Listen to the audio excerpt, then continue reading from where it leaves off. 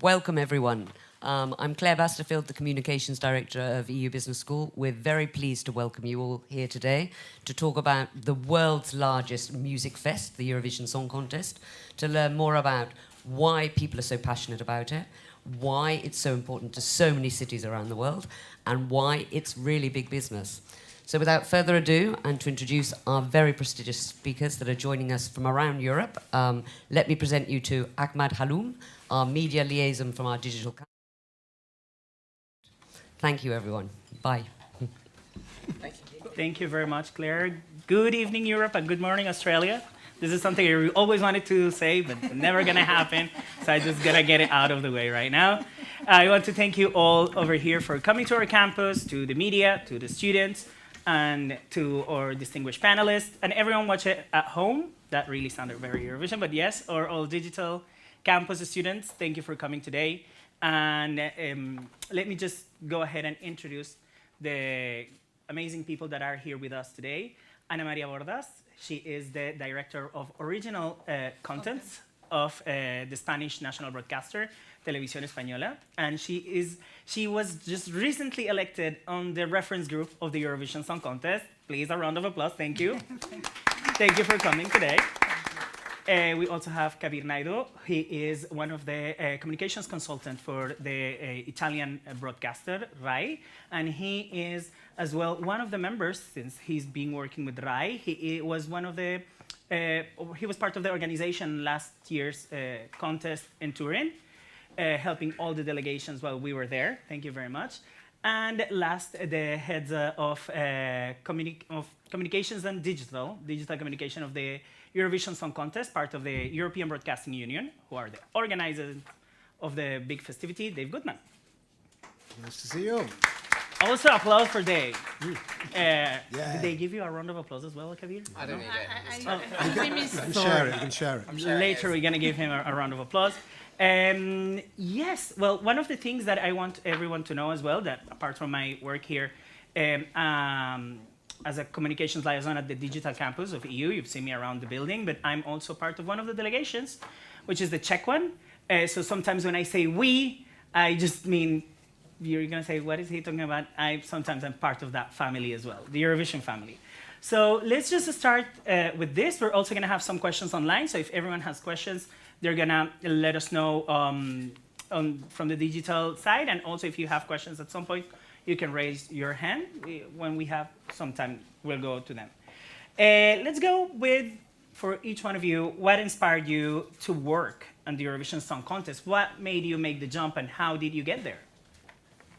Who wants to start? Ana Maria, Ladies yes, first. please. Okay, I started as head of delegation in 2017 in Kiev.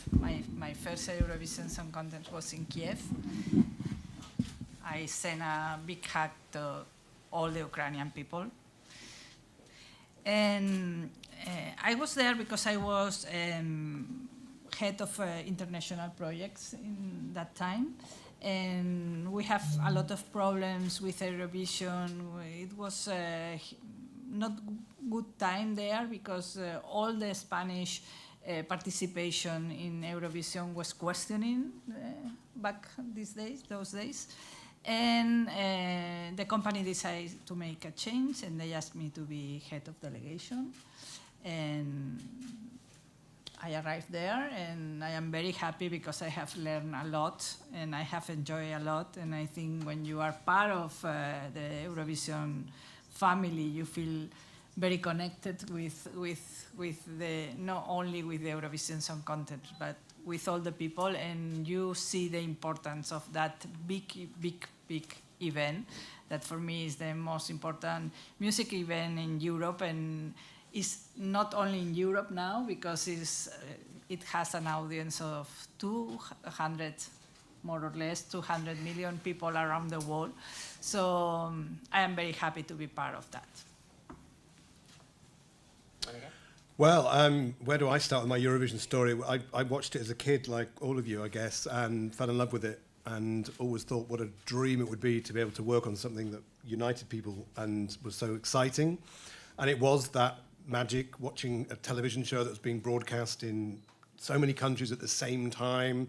You had this idea that you were being united. You know, there was nothing like that on television. You only watch your own domestic television. So yeah, that was when I was a kid. And then I did journalism for a long time. I was working at the BBC and for various broadcasters around Europe, covering Eurovision. So I went as a journalist for many contests.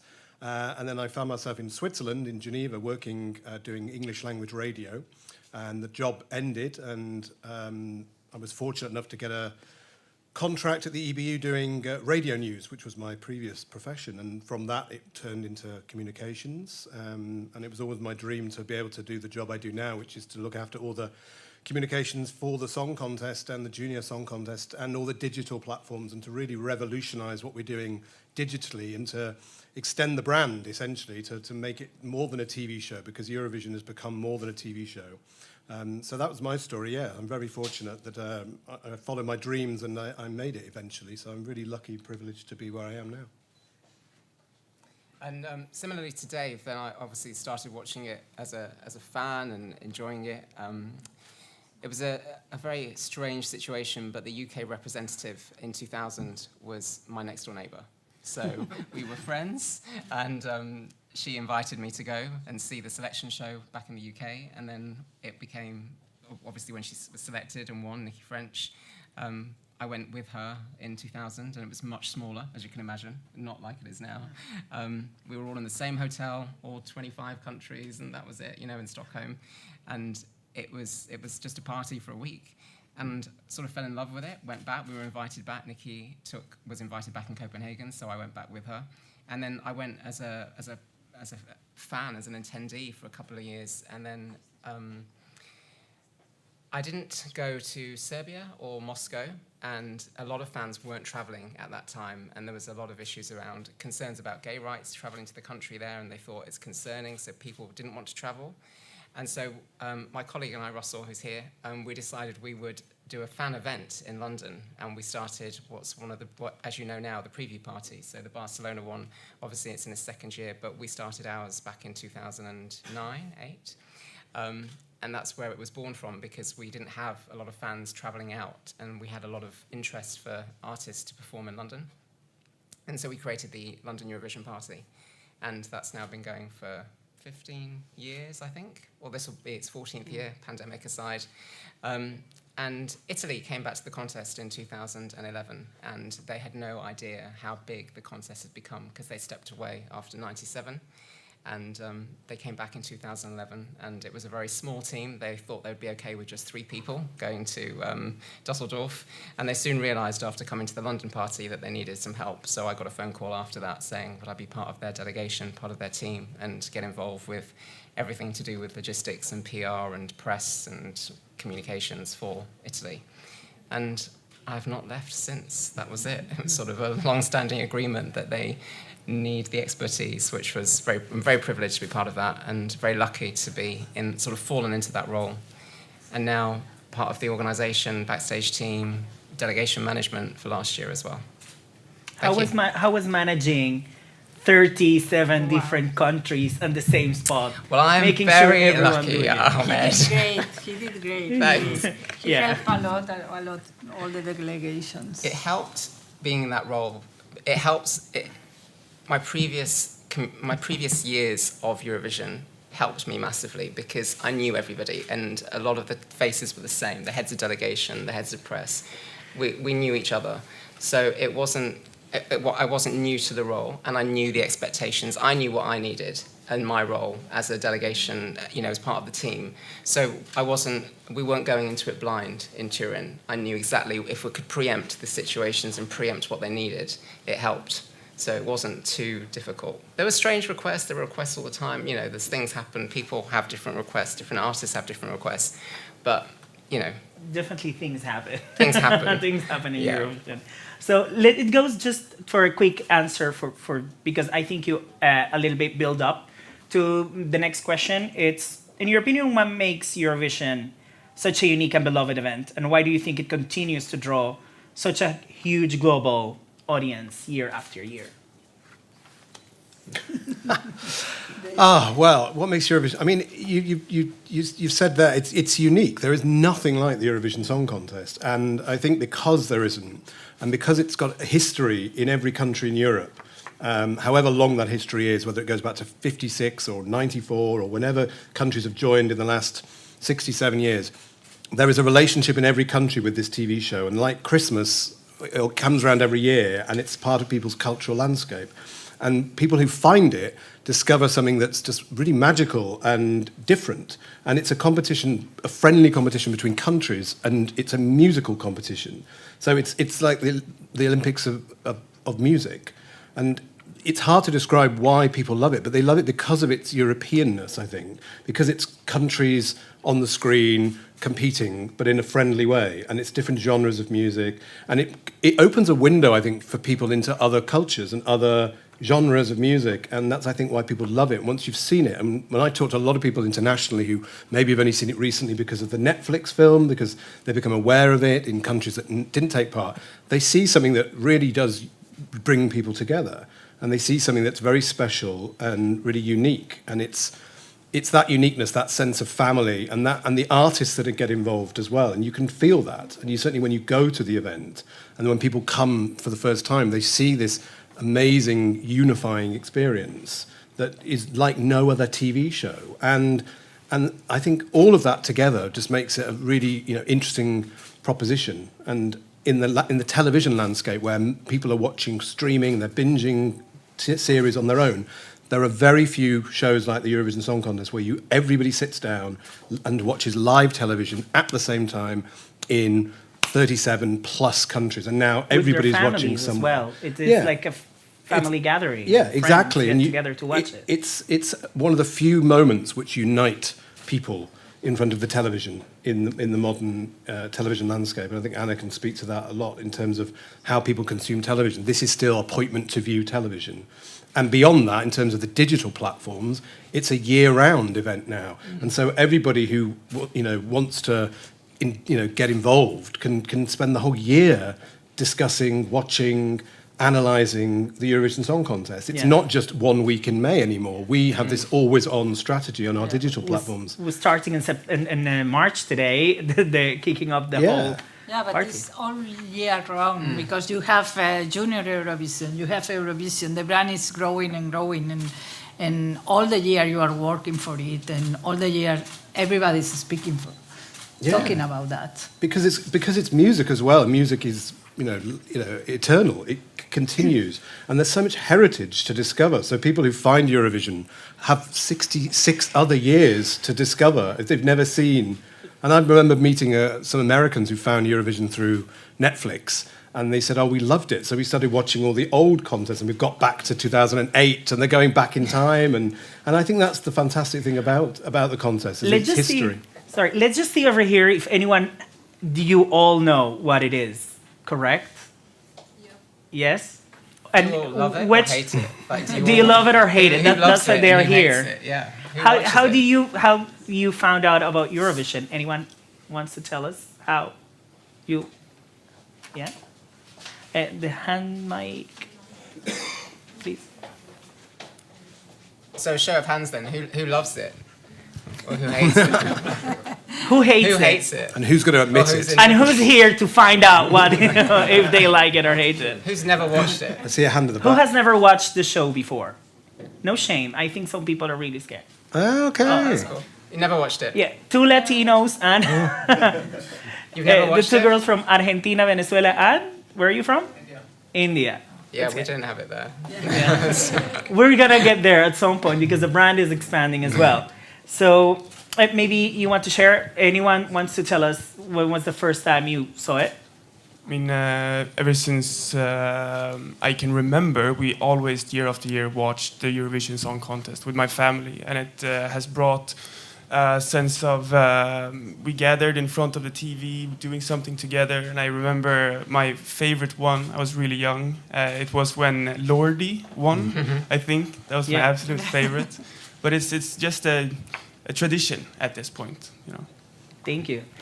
Well, let's go more complicated stuff. Which one is the biggest, or what do you think it's a big challenge when you make such a big event, and have you overcome one of these challenges? If you want to give an example. I don't know. The production for me is a big challenge because it's a very huge production, and it's very difficult. You are dealing with a lot of delegations, a lot of performances that you have to move from one to another in 30 seconds. So this is difficult, and everything has to be perfect. And you have all the delegations there for a week. With the rehearsals and everything. So the machine has to be completely, very well adapted to that. And for me, this is a big challenge. Yeah, I mean, the challenge and the joy of Eurovision is the size of it, is the fact that you are talking to and liaising with 37 to 43 different countries, different broadcasters every year. And that is lots of fun, but it's a massive challenge as well because you're dealing with the cultures of different countries and bringing all that together. And there's so many different stakeholders. There's not just the public broadcasters who put the songs in. There's the city, the host city, obviously. There's the host broadcaster. There's the EBU side that we're looking after. There's so many different. There's a sponsorship element as well. So there's so many different parts that come together. So managing all that is the biggest challenge, really. And that's why people say to me, Eurovision's only once a year. What do you do the rest of the time?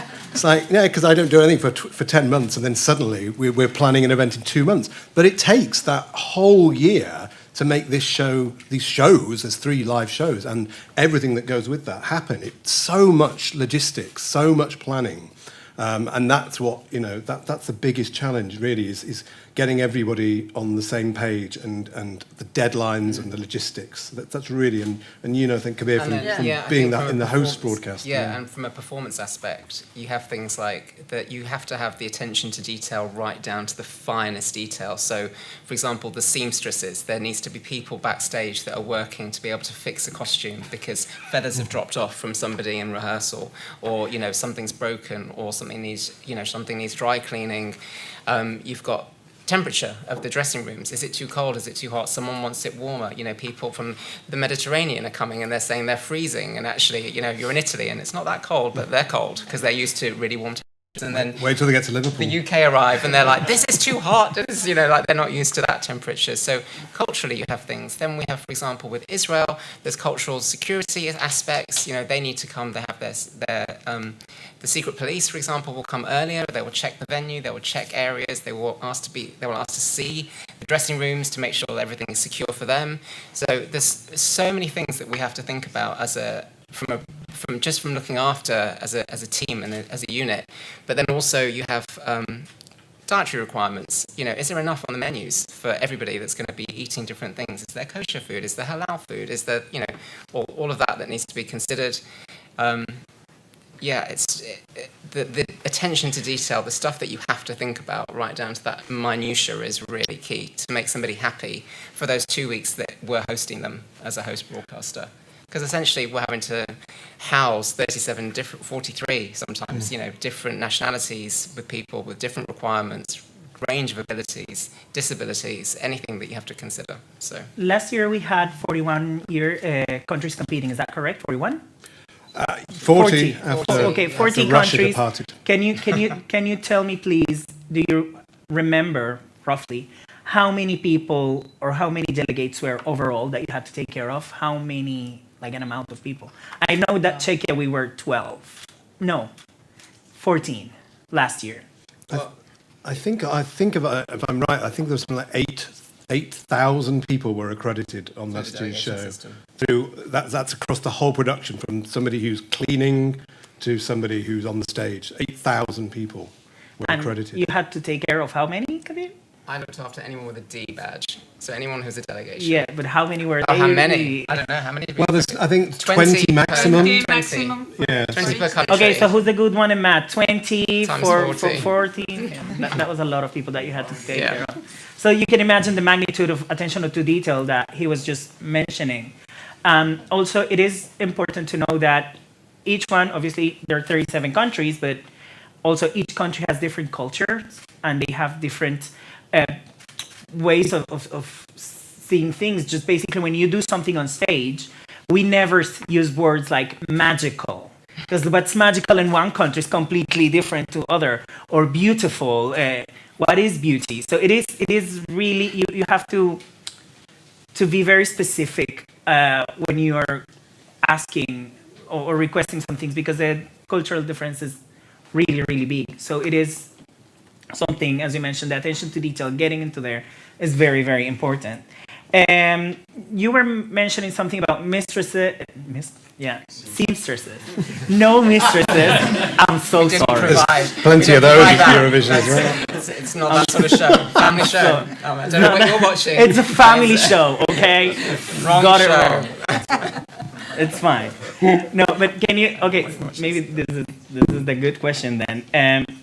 Can you tell us a fun story from behind the scenes of Eurovision? I think you got it. All of us. I don't know if we can share some of the stories. I think what's great about being involved backstage is that what you see on the television is glamour and these fantastic polished musical performances. But then you go backstage and then, you know, there's an artist from one of the countries just stood having a cigarette in a smoking area, or sat in their dressing room playing Pokemon or something. And everyone is just brought to the same level. There's no divas at Eurovision. No. Everyone Are you sure?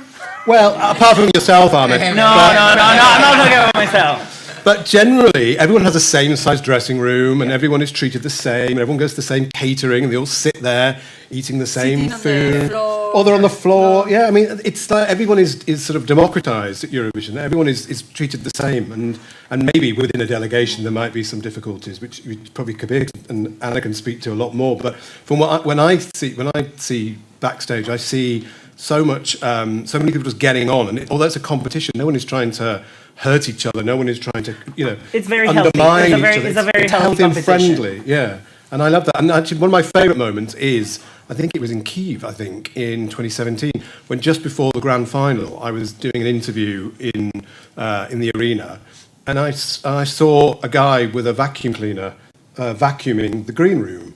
Just, in the area where all these big stars were going to sit that night and be watched by millions, hundreds of millions of people. Here was a guy vacuuming the area. And it's that sort of thing where you just see that although it's an amazing TV show, behind the scenes, it's just normal. And it's just, you get to see that there's so many people who make this show happen. And that guy was just as important as whoever was on that stage that night, because everybody who works there has a role to play in making this amazing show happen. Kabir's story. A story. Funny. Then we're going to go for questions so you can start thinking. I think actually maybe Kiev for us as well, because we had Francesco Gabbani that year, and he had the dancing monkey, the dancing gorilla, and the gorilla suit. Nobody knew who was behind the gorilla mask. Nobody saw him. It was actually Francesco's brother who was dancing as the gorilla mask, and we had so many people wanted to see the gorilla or have a picture with the gorilla. We would take him out the dressing room as a gorilla, like walking around the bubble and stuff, the backstage area, the dressing rooms. And Lucy Jones, the UK singer that year, really wanted to sit and chat with the gorilla. So there's some great photo shoots of, like her sitting, chatting to the gorilla, like sitting on the gorilla's lap, and, like just having pictures and things. And it became sort of, a viral meme or whatever it was. And, they got some social media out of that. But yeah, I mean, it just crazy things like that. I mean, where are you going to see a dancing gorilla? Yeah. I mean, in Eurovision, that's it, right? So that's probably the most tame story that I can share, but, Oh my God. Chat to you all individually and some other stories. I remember him very well because we were sharing the same hotel in Kiev, and he was thinking he will win all the time. I remember. In the end, he didn't. Another diva, Ahmed. Yeah. For me, there are two really fun stories. One is that the pants, when you were talking about the seamstress, I remember that Benny Christo he represented Czechia in 2021. He was putting his pants on, and I don't know how you call it. They ripped something here on at the bottom of the leg, and then we didn't have time to sew it back. And then we got a stapler, and we stapled the pants back. And then he went to stage with the staple. And, those are crazy things that happen, and you don't have really time to fix it. And it's like, well, staple and pray and go hoping for the best. And this year, because I know that Kabir and the team helped us, we had on stage, obviously, you will not see it anywhere but in Eurovision, a electric guitar that you play with a bow. So it was a whole thing. And when we made it to the final, we lost the bow. And we didn't know where it was, and we had to be there the next day for a rehearsal. And all the 8,000 people were looking for where was that bow. And we didn't have time. We had to go to rehearsal, and we rehearsed with a hanger of a clothing hanger, and nobody noticed. We found the bow, thanks to the team. But yeah. And in Rotterdam, do you remember? In Rotterdam, we were not allowed to go out from the hotel, so we cannot mix with another costumes with another clients in the hotel. So we have an area for the delegation that are sharing the same hotel, and we have to breakfast, lunch, and dinner there. We are not allowed to go out to the street. That was a COVID year. Yeah, it was a COVID year, and it was really difficult to make a Eurovision Song Contest like that. And every time we go to the arena, we have to pass the test, the COVID test.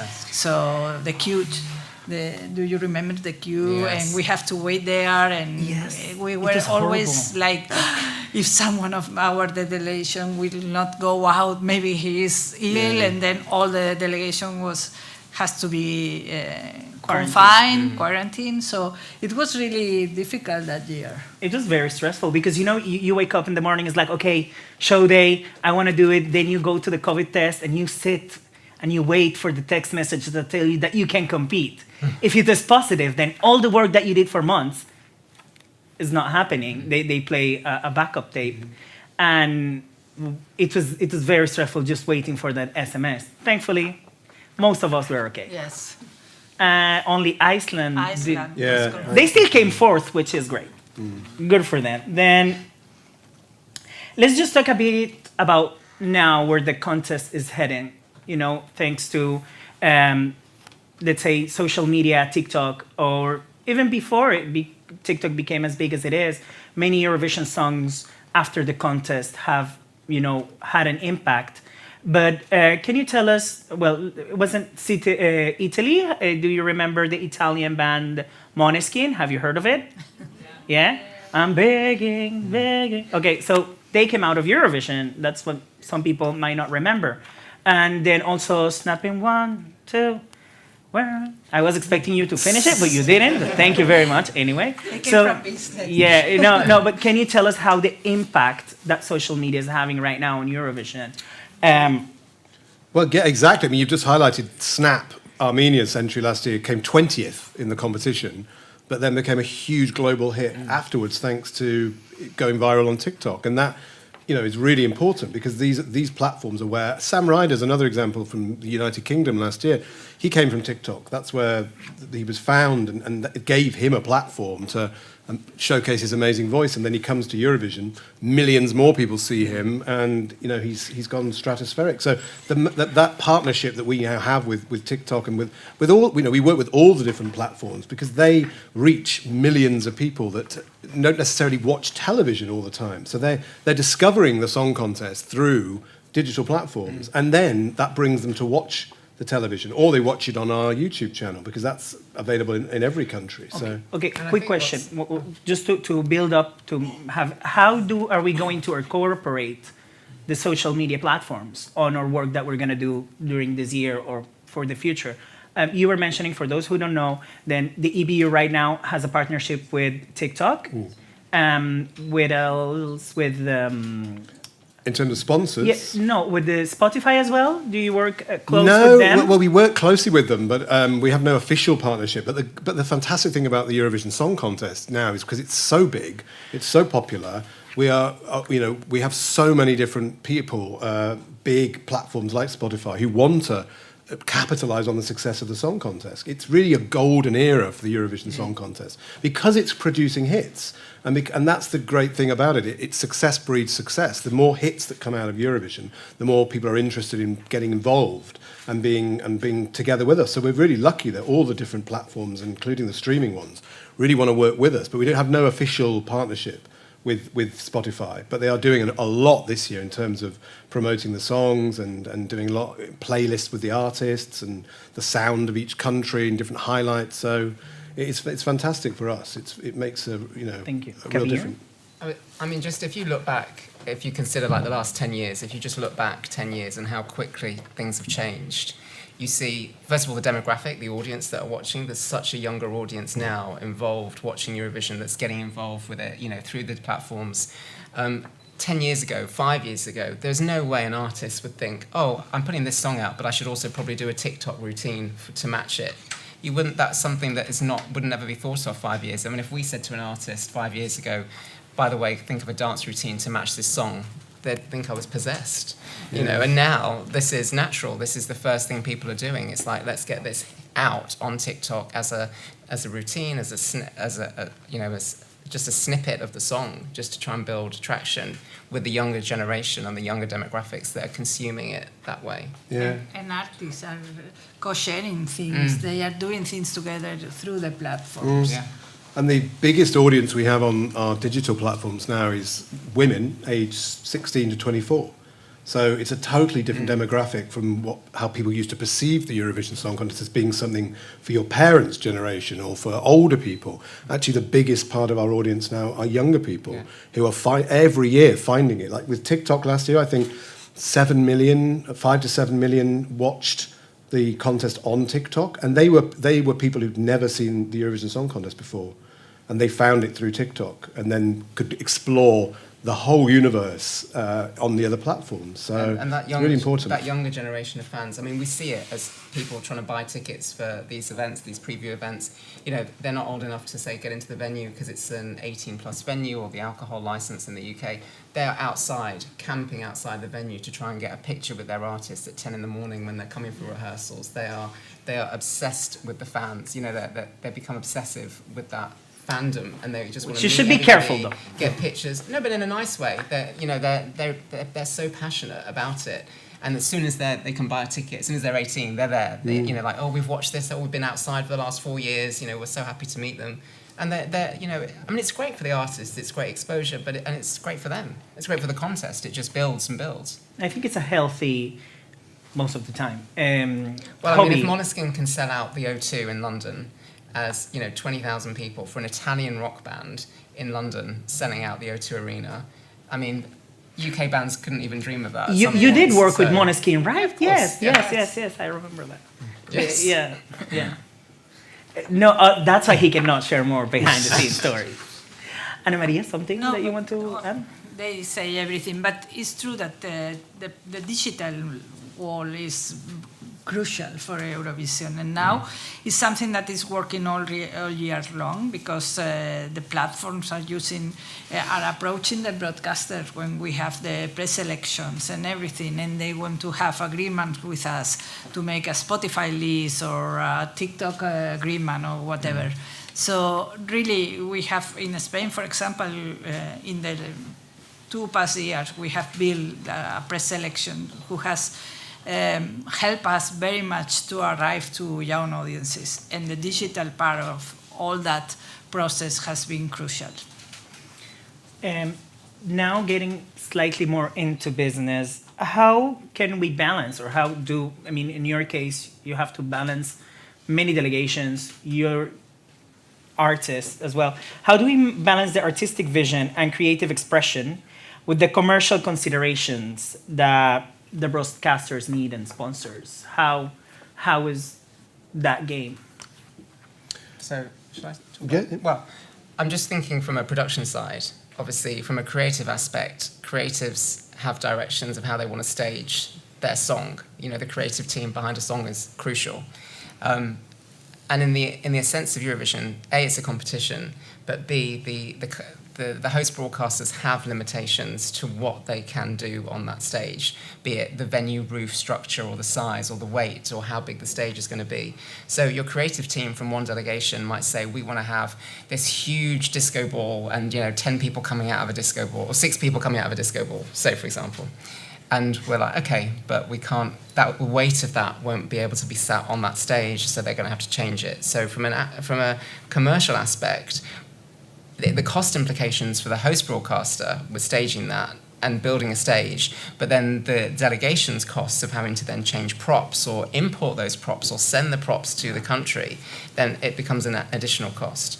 Because all what you see on the stage, anything that's not a human is a prop. So anything, be it that huge disco ball, be it a guitar, anything like that is a prop. And it is the country, the participating country's responsibility to have that sent to us as a host broadcaster. So we don't hire in the disco ball. If you want that, if you're Slovenia and you want that disco ball, you need to send it to us. So they have to pay for the shipping, they have to pay for that, or they have it built in Italy or built in Liverpool or built wherever, and then assembled. So from the costs are there, but they have to be balanced, from a creative side. What's the budget from Slovenia, for example, as their creative team to spend on that? So. And the prices are higher and higher. Every year is higher, and it's difficult because in my case, that the Eurovision Song Contest, our participation depends on my department. And I see that every year our budget is growing. And I have a lot of questions from the president, why you are paying this year more than that? And every year also the performance is better in all the countries. So you have to deal with a lot of competition. So you want to do the best performer ever. So you have to pay for the artistic direction, pay for the props, pay for everything. So you want dancers or vocal singers or whatever. So it's really a very, very huge budget. And even like the pyros. Even the like, pyros. The pyros, those little fires that you see when fireworks. singers are in it, and the firework. And the country has to pay There's that. a wonderful list on the intranet of the cost of pyrotechnics, and it lists what they all are. They all got these amazing names. This year especially are very, very, very And expensive. can we notice how we're all fighting with Dave because the prices are very expensive But this this year? this is a thing that I know that the reference group is talking about. I have not. I just been elected, so I have not been in any meeting yet. But I know for my college that they have discussed that, because not all the delegation has the same budget. So there are countries that they have very little budget. So it's difficult for them to pay. It's difficult for us, but also for little. I don't know if everyone here knows how the Song Contest works, but it is a co-production between public media, public service broadcasters, RTVE being the Spanish version, BBC, SVT in Sweden. So the EBU, who I work for, the European Broadcasting Union, is a union of public broadcasters, and they all pay a certain amount to be members of the EBU, and then they pay a certain amount proportional to their size to take part in the Song Contest. But that's only a small amount of the budget, because the host broadcaster has to find a lot of money to pay for the shows as well. And that's where we have also sponsors that come in as well. And that marriage of public media and sponsorship is quite complicated in certain countries. In certain countries you will have advertising on public television, and in other countries you won't. So that's what we do as the EBU, is find ways to offset the costs of this production for the public broadcasters, because they are spending public money and they are accountable to license fee payers or the public in their country. So it's really important for the EBU to make the event sustainable for the future, because wherever you go every year, the costs are different. Things are more challenging this year in the UK, partly because of Brexit as well. Things like that make a big difference depending on where you are and the resources. So having the deals we have with sponsors like Booking.com, with TikTok, with Moroccan Oil, those all help to make it an affordable television production for each of the broadcasters that take part. And when you look at the amount that each broadcaster pays, it is very, very good value for money in terms of the type of entertainment, the quality of the entertainment, and the amount of entertainment you get. it's a fraction of the cost of doing that show yourself. So it still is very, very good value for money, but it has to be paid for. And then there's the host city. They also put in money towards the budget as well, and that differs every year. But they also get a lot out of it. So having this event in Turin last year, they made a lot of money in terms of people visiting, the brand awareness of the city. It's really important to have all these sources of income, but it's also a way that cities in particular can actually profit. We need to make this an attractive proposition for a city to want to stage. That's why cities are bidding in when the country is it's why we encourage a bidding process every year, like the Olympics, within a country, because it helps the broadcaster offset the costs if the city can put in a lot of budget or even value in kind in terms of the services it provides, security, the arena, for example, things like that, all make it a more affordable proposition for the actual broadcasters who take part, and that's really important. Rumor has it that one of the reasons why we're here is because of the Barcelona Eurovision party. Rumor has it that Barcelona really, really wants to host Eurovision at some point when Ana Maria brings the victory to Spain, and we need the Olympics, so why not? Yeah, exactly. So many people think that one of the things that that's happening, and many things or many city halls are preparing themselves because it brings a lot of money. So I think it's part of the main interest for a city to host Eurovision is not, oh, cool, our name is going to be there, but actually, making the money now when the show is happening. I think from a layman's perspective, for someone who's not understanding how it's set up, and from a TV production company or from the public broadcasters, if they're not involved in it, and because I remember 5-6 years ago when the UK wasn't doing very well, there were so many calls in the media, oh, the UK should pull out, it costs too much, but actually what Dave's saying is the amount it costs, for example, to make a Saturday night primetime TV show, a drama for 6 weeks, is so much more money than it is to spend on the Eurovision participation fee, the fee, and what you get from that, and staging the contest, or going as a participant there.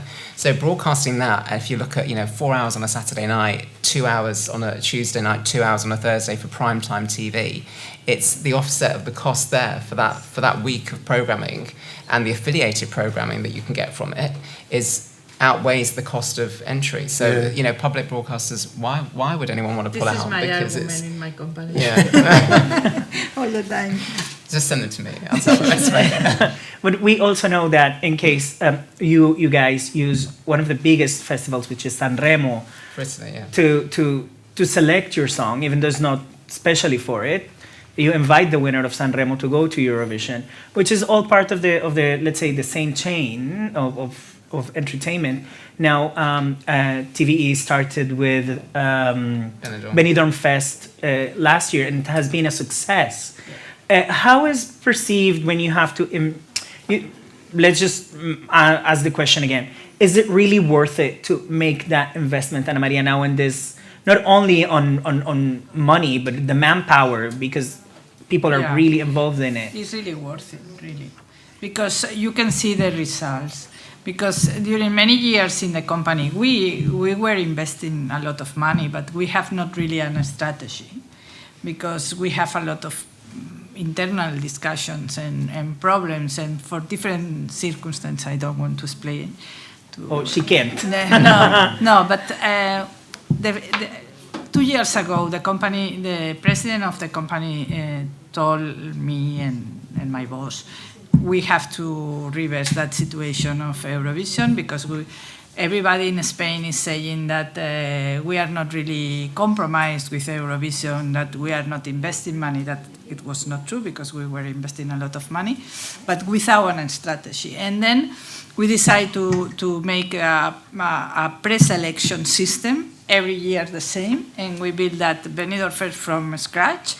And the president of the company arrived at an agreement with the regional government of Valencia to do it in Benidorm, because the Benidorm was a city in the coast of Alicante in Valencia that many years ago has a music festival, but we said to the president, okay, but we cannot rebuild the Benidorm Festival as it was, because it was up of date, and we have to do something for young people.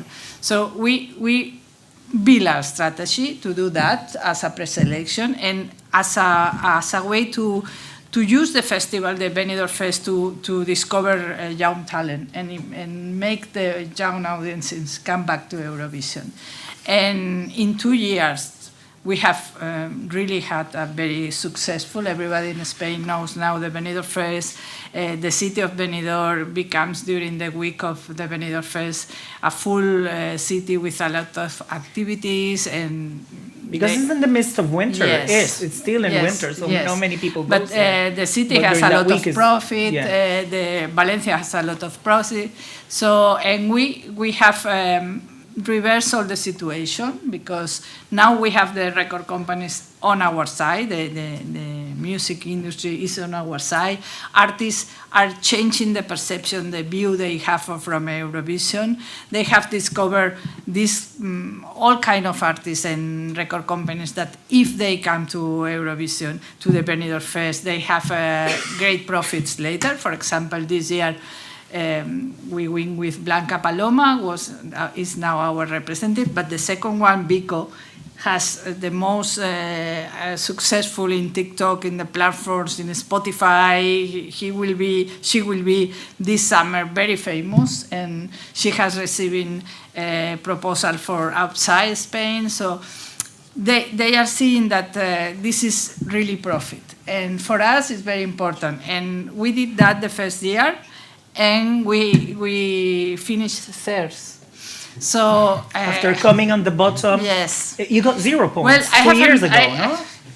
In Rotterdam, yeah, we were sharing the hotel with the UK delegation, and after the festival, we were very bad results, and the head of delegation of UK, Lee, and me were very upset in the hotel, and we were talking, because we have been talking that we cannot do that anymore to finish so bad. Yeah, just for story, that was on Rotterdam, and they both sadly received a very, very low score. Yes. And we were talking, everybody was drinking in the hotel, and we were very upset, talking. And Lee and I say, we have to finish that situation. We have to convince BBC and RTVE that we have to do a change. And last year in Turin, they were 2, we were third. And Lee posted in Facebook a story explaining that we have accomplished that objective to reverse the situation, and we have had results. Can you tell us, because I think it's really important for the students to know, what do you think was that change?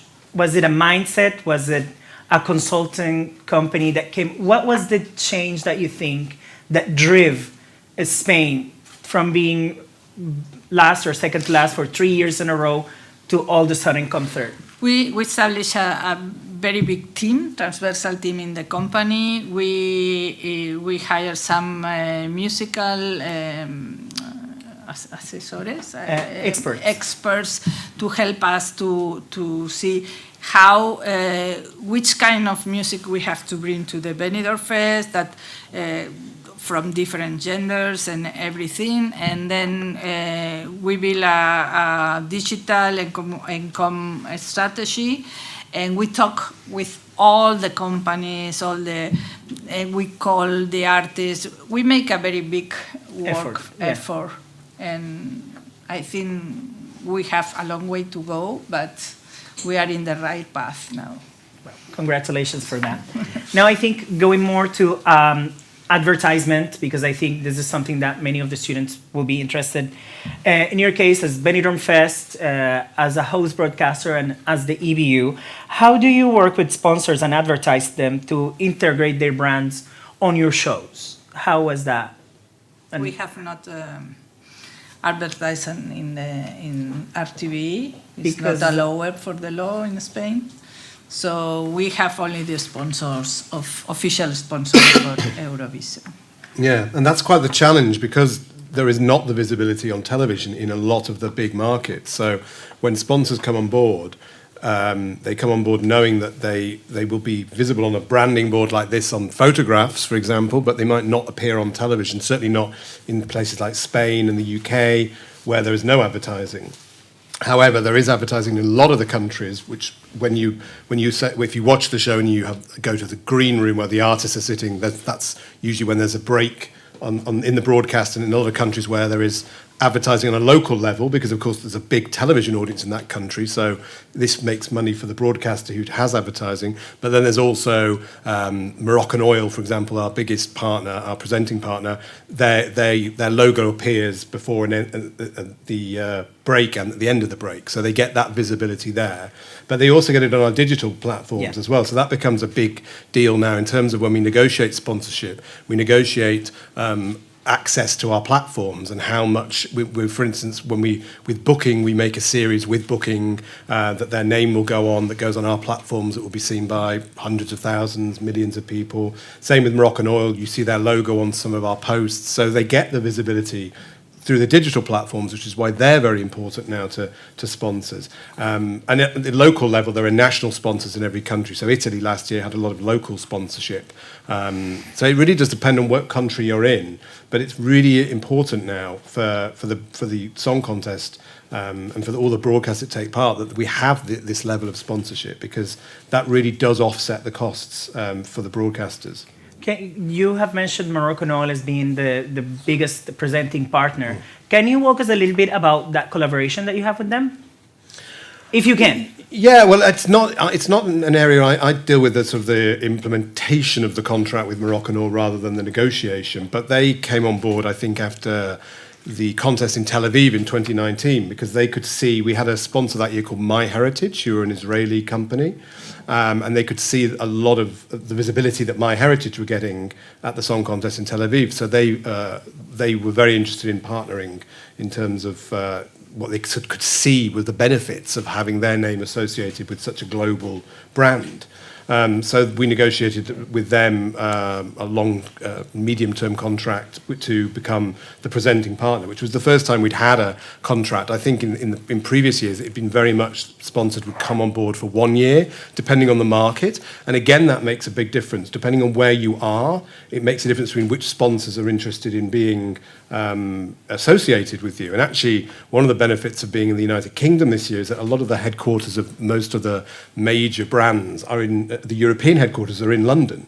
So they can, and the UK success at the Eurovision Song Contest means that those companies have suddenly, perked up into the value and the impact of the Eurovision Song Contest. So it really, it's so challenging running an international production like this, because it's perceived differently in so many different markets, and that affects how many sponsors you can get on board and what type of sponsor. But fortunately, because of the success of the songs, because of the success of the artists of certain countries, there are more and more sponsors, more and more brands that want to associate with the Eurovision Song Contest now, which is fantastic, because it means that it becomes more affordable for the public broadcasters who created this event in 1956, and they are the most important part of this. This year is the 70th or the 68th? 67th. 67th. Because we missed a year, so we've now caught up. So it's 67 years since it began, and it's the 67th contest this year. Yeah. I think it is important. I mean, maybe we can speak a little bit on how do we believe that a contest or a production, anything, a brand that started 67 years ago to start closing up. We're going to be finishing soon. How do you think, or how important has been promotion in our broadcasters and digital to engage audiences or to bring more people to watch it? Has been an increase in the digital media of RAI or Televisión Española to bring more people to watch the competitions, or how is it working? I think, well, RAI left Eurovision in '97. They stepped away after the '97 festival. and came back. And there was a lot of work behind the scenes from the team to get back into the contest and convince RAI that they wanted to participate. So our previous head of delegation, Nicola Caligiuri, yeah, a legend in his own right. He did a lot of work in the lead up to 2011 to coming back, and it wasn't just an easy win or a quick fix for him to convince the directors at RAI, because RAI felt that they had Sanremo and they didn't need anything else. They didn't understand the value of what the contest could bring. And no way on earth did we think in 2011 we would come second. The first time we came back, did we think, we would come second? It was a shock. I mean, it was a shock for us when we saw those points coming in, thinking, what happens if we actually win? Because we were not prepared for that. I mean, there's 6 of us there were like, this wasn't meant to happen like this. The panic had set in because he was getting phone calls while he was in the green room from the directors at RAI saying, what on earth is happening? What's going to happen if we win? What's the impact for the country? They're not ready because the viewership wasn't there yet. We hadn't built a traction with the audience in Italy yet at that point. But now, if you look at the fans that are there, the official fan club of Italy, the official fan clubs around the world, plus the audience and the viewing audience in Italy now has grown exponentially. And of course, since Måneskin has won, it's really built traction. But then you have the success of like Il Volo, who were in 2015 with us in Vienna. They also came third. Yeah, they're on round the world tours, selling out stadiums because of that and their success. They've worked with some of the biggest stars in the world. From Barbra Streisand, Lady Gaga. They've sung with them, or been asked to perform and work with them. So where would you get a Eurovision band stratospherically to that level without just from the contest, essentially? And then don't forget, you've got people that came from the 80s. I mean, Celine Dion started at Eurovision. So, ABBA. There you go.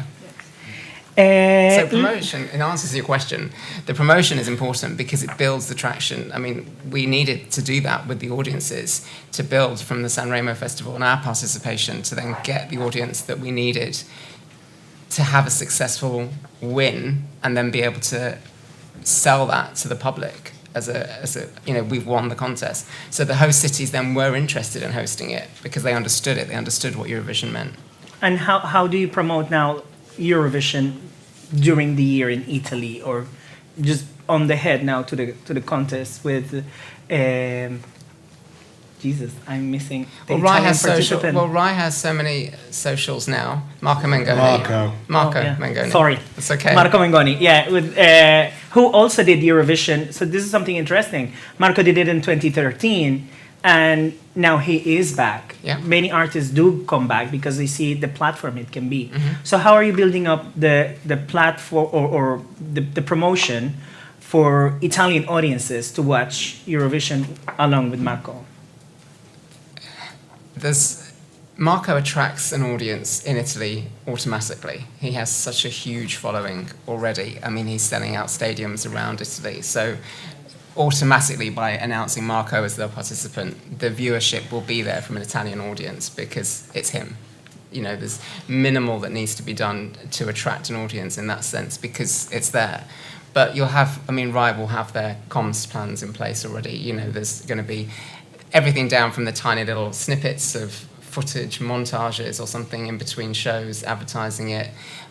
We've got RAI have their own social accounts for Eurovision that they'll promote on there as well. They'll work in collaboration with the label. So obviously there's plans afoot. But yeah, there's a full promotional strategy to continue and building on the success of Turin. Thank you. And how is Spain? We are doing everything. The social media helps a lot, but we are doing a lot of promotion with Blanca Paloma. That is our entry this year. And she's doing all the pre-parties, not only in Spain, outside also. So you have the video clip, you have a lot of things to promote. So from here to May, I think the promotion is crucial. Okay, now going back to the end of the promotion, we're gonna get into a show that's happening in 50 days, if I'm not wrong. Today is 50 days for Eurovision. To the grand final. To the grand final of Eurovision. So can we just speak a little on, this is the first year, I know there was someone from India, yeah, and then we have Venezuela and Argentina as well. Now the whole world is the first year that we're opening the voting for everyone around the world. So, which reflects the interest around the world, because we know we have people watching in every country. And so making this accessible now to the whole world doesn't diminish the European nature of this, but it means that anybody who watches can be involved, can participate. And that's really important, to engage with this show. And that's why this show has survived, I think, because it's evolved. It's constantly changed. Its format has changed. It democratizes, televoting came in the late 90s. And now we're, 25 years later, extending the franchise to anybody watching. And of course, it's not, that vote will be all added up and make up be equivalent to one extra country, so it's not going to impact the result in that way, but it just means you can participate. You can vote for your favourite, and that is really important. It's really important to the values of the show and values of public service media that We've had journalists from China at the contest before, haven't we? Remember a few years ago we had journalists from China interviewing our acts. I remember, I think China was in 2018. Yeah, and actually we had issues with China in 2018 because they televised the show for the very first time, but they edited it, and they edited the Irish act was edited because it was two men dancing, and we didn't allow them to broadcast the final. It was during the semi-final because the show is built around its values and the values of inclusivity and universality. Also, Albania had tattoos, and they also cut Albania because they are not allowed to show tattoos on the broadcast. And so it is viewable on our YouTube channel in every country, but we're not. If we're going to do broadcast partnerships, you've got to show the show in its entirety, and so does everyone who takes part. And everyone has to. Even countries that do not have good relations with each other have to show each other's entry, and everyone can vote for each other, and that's the great thing about the competition. And in different languages, that is important because it's multicultural. Yeah, and more and more so. I mean, I think what's really great about the event now is that when the language rule was abolished in the late 90s, we saw a lot of English being used because that's the language of international pop music. But now countries are much braver and using their own languages more and more. And Spain and Italy actually always have and are being rewarded for it, I think. And France, yeah. So it's being actually, but other countries, like we saw the Netherlands last year. So, and this year I think we have something like 17, 18 languages, maybe more even. Only the Czech entry has 4 languages in it. We have Ukrainian, Bulgarian, Czech, and English. Yeah, vote for Czech. And that's fantastic because it just means that you don't have to sing in English to do well at this event. And we can see Stefania won in Ukrainian. Exactly. Then Italy, Sitaboni won in Italian. Yeah. And that year, I think all the top 5 bar one were not in English. So it's great for diversity. It really is. Yeah. Now that we're calling the attention on how everyone, whether they like it or not, they're watching Eurovision, we can step into something that it's really interesting on how many countries have used Eurovision to promote themselves. One of them successfully, I think, has been Estonia and Latvia, and how they cannot really, and Ukraine as well. They cannot spend money, on those fancy advertisements that you see on CNN and says, "Come visit Malaysia." They know they only have Eurovision, and they have 3 minutes where all Europe is watching. It has been a strategy for some of your countries to also, you managed to do it when you won, and everyone had the chance to see Italy. Not touristic countries like Armenia, for example, with the junior. Armenia, I don't know, they have no tourists in Armenia, but with the Eurovision, with the junior Eurovision, a lot of people find Armenia and see that it's a very nice country, very welcome people. So I think a lot of countries use Eurovision to be. Can you tell us something that you enjoyed about Armenia when you were there? The food.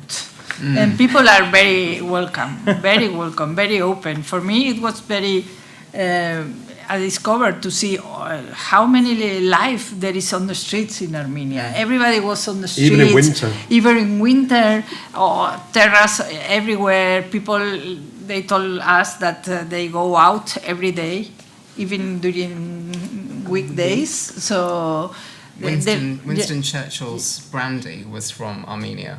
The the Ararat brandy that Winston Churchill drank was from Armenia.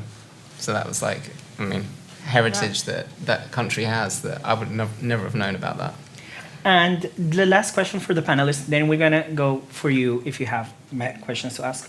We all know, once again, many countries have used it as tourism, but many countries have used Eurovision as a platform for social activism. Knowing Conchita, knowing Krista Siegfried's, one time Portugal made a staging about a protest in 2011 as well. How do you perceive that opportunity? Are you more pro or con that?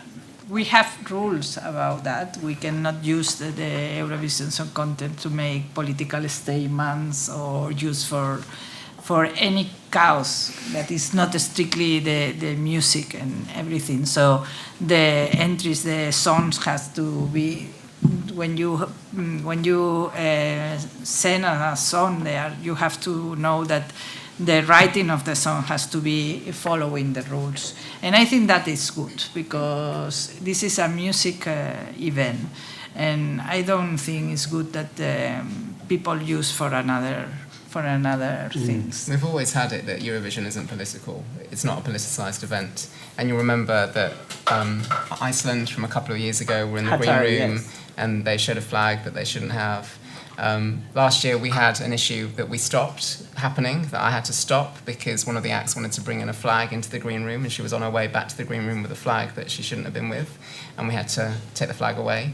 And there was a big argument from them, discussion from my side, that the flag is not permitted because that country isn't participating, and that's what we can say and do. So, but if it's social activists, that's the thing. Not politics, but social activism, promoting equality. I think we had that when I think Italy, can't remember the name, the song. Many people thought about it as a subliminal message because the word was "sì."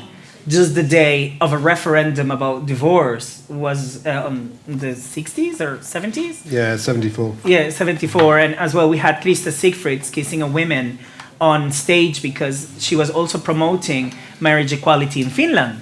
So, but this is inside the values of we promote as and that's the challenge now, is that obviously, particularly this current climate in Europe and the world, people, music is a place where people want to air their views and make statements and have opinions. But so we have to walk a very fine line with what is acceptable musically, because it's artistic expression, and there are very few limits in terms of what you can. What we say you can send to the song contest. It just has to be a new song. It can't be commercially available.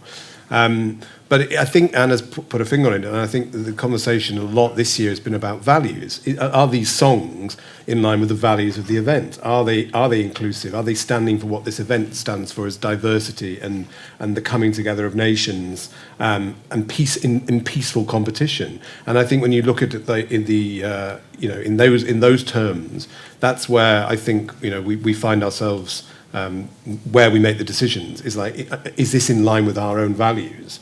And that is also why it's important to bring nations together through the Eurovision Song Contest, because you are confronted sometimes with things that are not necessarily culturally, or that are very culturally sensitive in your country, but you're seeing that on the television screen, and that helps change perceptions, and that helps change minds, and that helps change society. And we are about diversity and celebrating everybody. And being inclusive to everybody, and that means that you on television have to watch that as well in each country, and it helps people feel validated. Why is the song contest so popular with LGBTQ communities? Because it reflects their lives back at them, and did that in an era when in many countries in Europe you did not have that freedom to be yourself, and that is happening more and more now. It's where you can see yourself And that's what's important with the Eurovision Song Contest.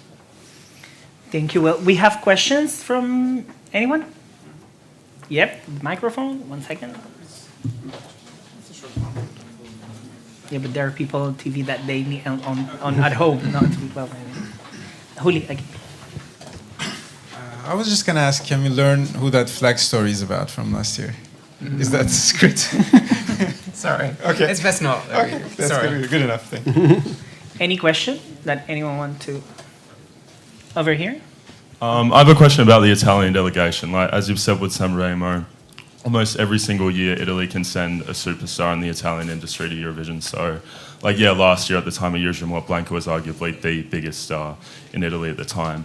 Do you feel that changes the way that Italy goes about, say, results and all this stuff, like with your delegation, the way you, I don't know, approach the contest, or like, is it still go out and have fun, or is it if we don't come top go five, out it's an and issue? do the best. Okay. The plan is always to do the best that they possibly can. Like, we take it very seriously.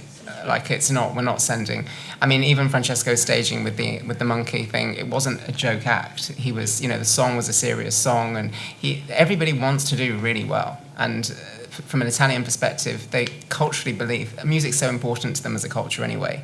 So they're sending the very best, or they want to send the very best and do the very best. So that's why these huge stars in Italy are happy to come back to the contest and do it.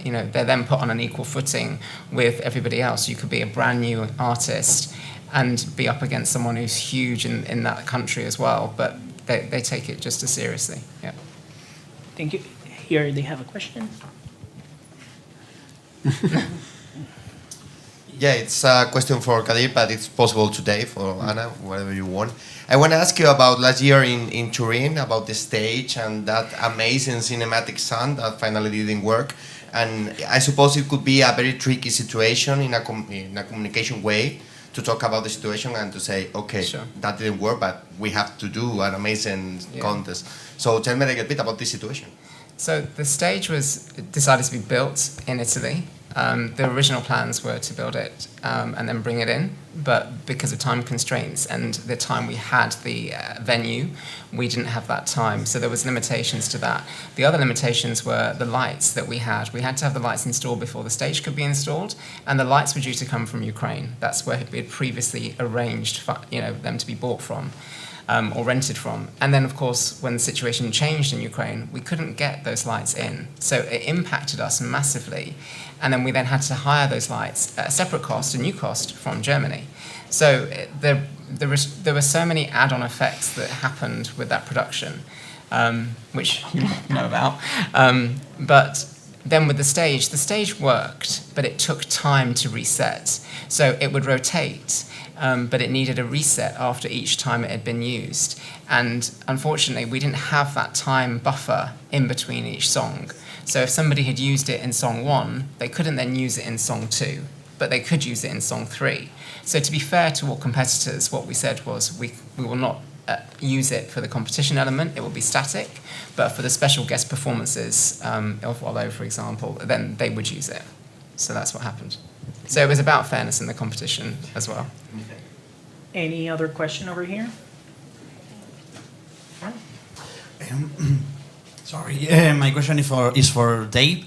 This year, last year, the first rehearsals for the countries weren't allowed to be seen by the media, and only the second ones were allowed for the media. This year are only the general rehearsals. Mm-hmm. I want to ask you, because that generates a controversy with the fan media, and my question has 2 lines. One, the production decision, why is that taken? And the second one is, how do you face that controversy? Because, as you know, the fandom is so passionate, and fan media are so passionate. So they have my email address. So how do you face that, and how do you take that decision? Yeah. Well, the decision is made for 2 reasons. The first is this is a television production, and there are very few television productions in the world where you can sit and watch rehearsals. And the Eurovision Song Contest many years ago opened up these rehearsals for media, for fan media. But everything changes, and we're always looking at the evolution of the event. And what we've seen with the rise of social media is that obviously there's a hunger to see. People love Eurovision. We know this. There's a hunger to see everything. People want access. You want to know who brought this flag. You know, everyone wants to know more and more. But that's not necessarily a good thing for the participants in the event. And so being able to see rehearsals, and they are rehearsals, the clue is in the word. It's not the finished product. It's not what will be seen on the television. It's a chance for the delegations to get the performance right. And so we felt that having those things open was not for the benefit of did not benefit the artists, particularly the levels of discussion and toxicity online around what is not a finished article.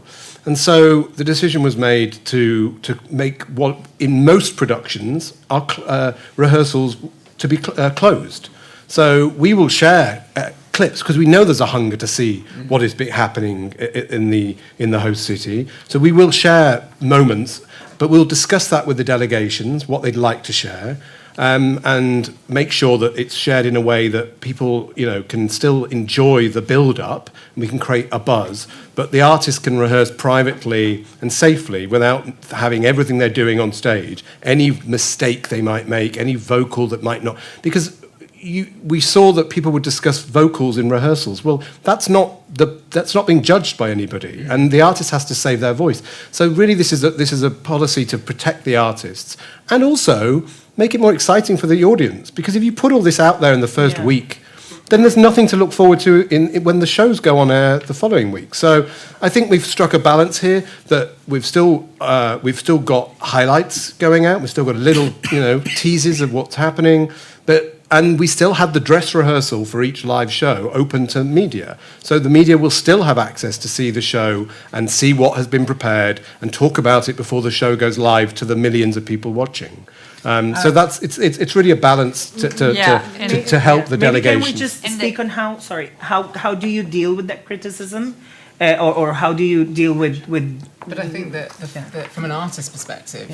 That we cannot thank them enough for that, because everything, it's our opportunity then to get our artists to try different costumes, hairstyles, routines. And sometimes, like for example, our first rehearsal in Turin last year with Italy, Blanco wasn't available, he was still on tour, and he had agreed a commitment tour date, so we had a stand-in.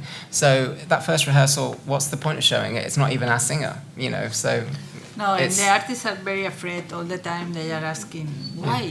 Why everybody is going to see that, because many times it's the first time they are on the stage. They have to accommodate to the new stage.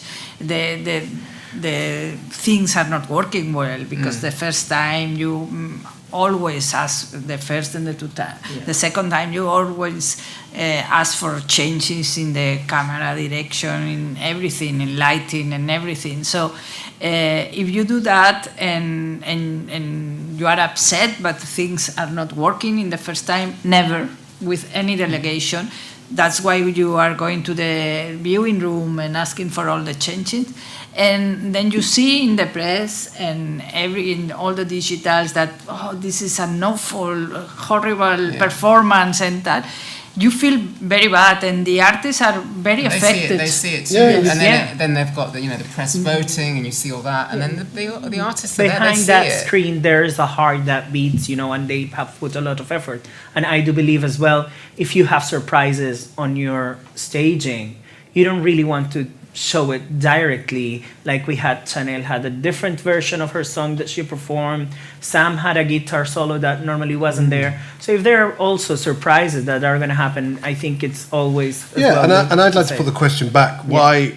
I mean, I know this has happened, and so it's very difficult when something is changed because you get used to it. But why would you say? Why do you want to see these rehearsals? Other than because you're passionate about the song contest, and we totally get that and we encourage that. But would you expect that from other TV shows? Why would you want to watch the rehearsals of a show rather than the actual show itself? No, it's only because. For example, we as a media, one of the parts of the information is to make people understand better what is going to happen in the show, not only to show everything or tell everything. For example, and also because as media, I think the way we judge, I don't think it really has to be like the toxicity, as you said. But for example, in Benidorm Fest, we saw the general rehearsals of the shows. Not the first one. Not the first ones, the general. And also we can give input to the people of, okay, this is not this is nice or this is not nice. You may expect this because people are so passionate, and if they don't have information, any information at all, they become kind of desperate. And also because it has a way for us to have content, but that's the risk. We have to have another way of thinking things, and also that can make some criticism. For example, with TikTok last year, you saw there so many people that saw the agreement with TikTok like only it is like just business. That all the information is just for business. But it's not just business, because we had millions and millions of views of those short rehearsal clips on TikTok. So you got to see little highlights, but you didn't get to see the whole show, and you didn't get to see every run through. And millions of people saw those clips.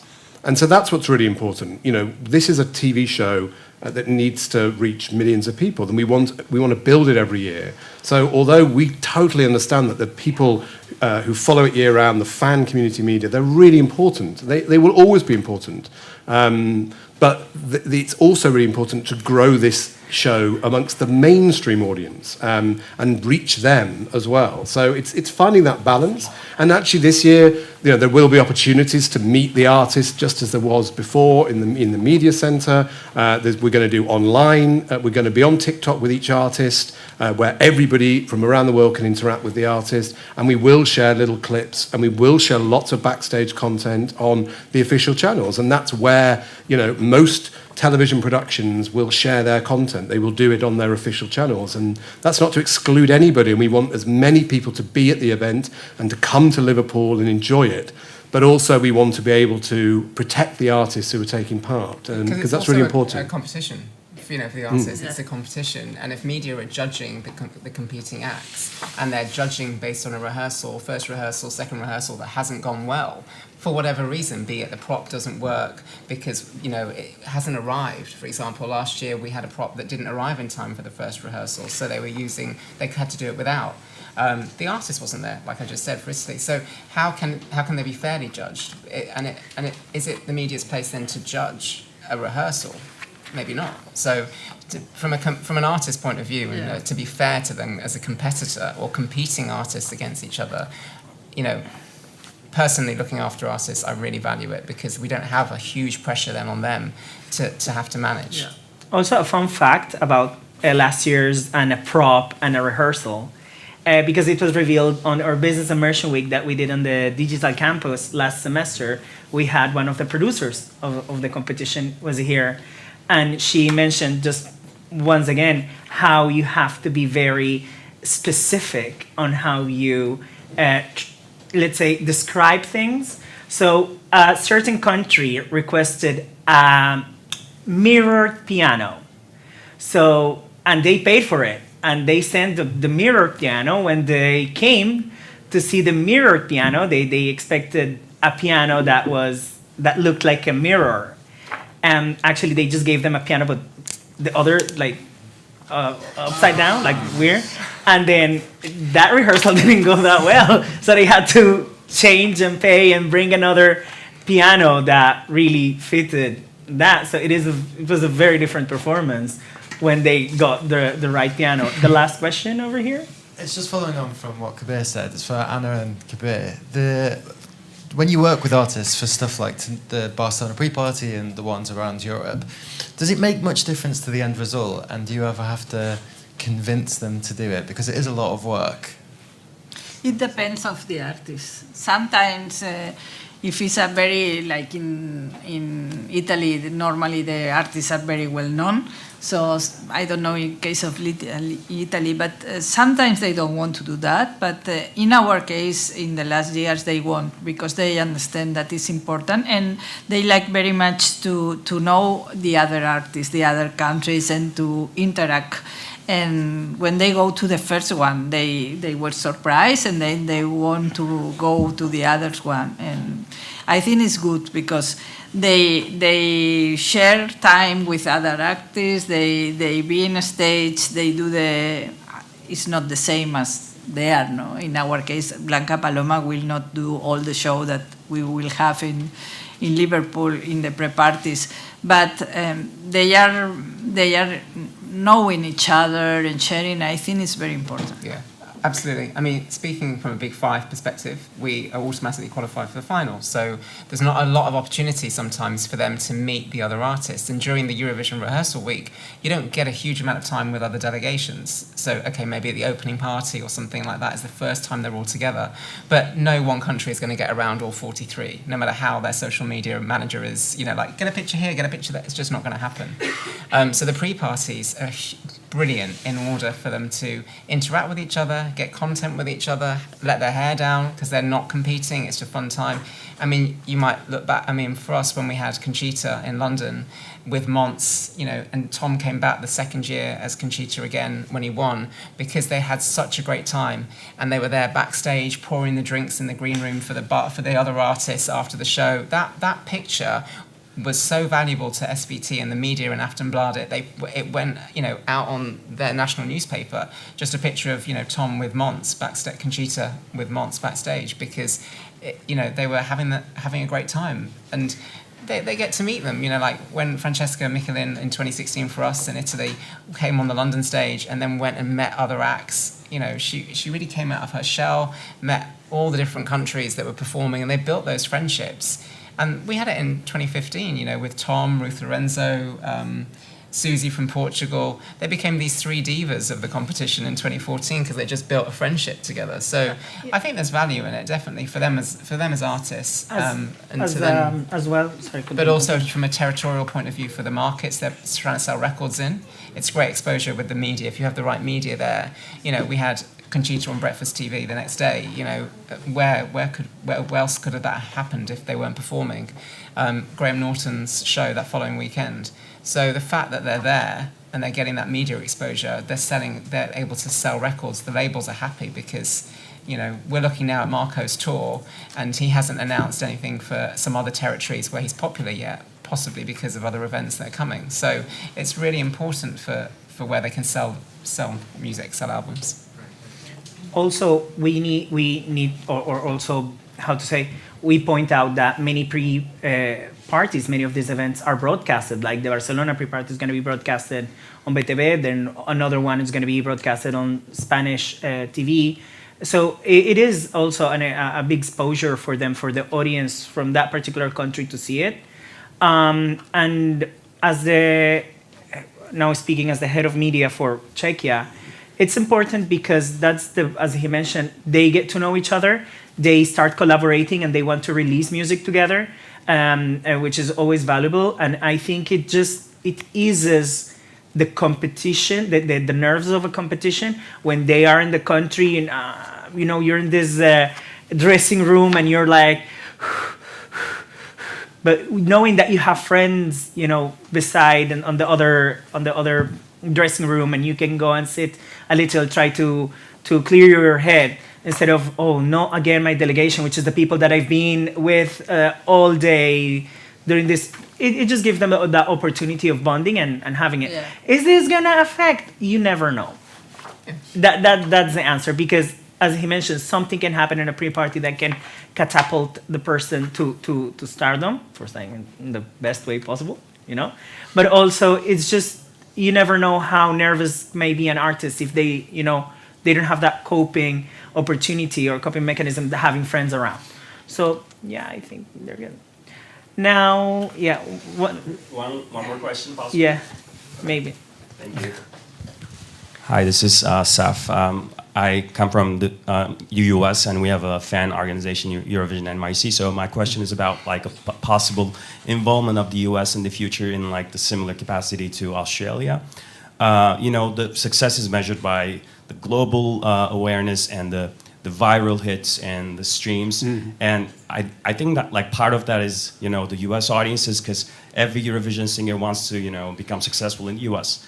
And US had the American Song Contest, which flopped, and it was really not like Eurovision at all. Had no spirit. Ratings-wise.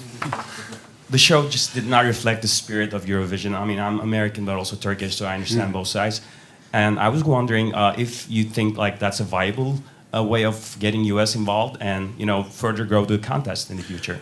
I mean, yeah, we have a global brand strategy now with the Eurovision Song Contest, but I think what's important is that we don't lose what makes Eurovision unique, and that is it's the fact that it's a European competition. Obviously, Australia have joined in the last few years, and that is because of their relationship with the competition, that they've watched it for many, many decades. They have a much more cultural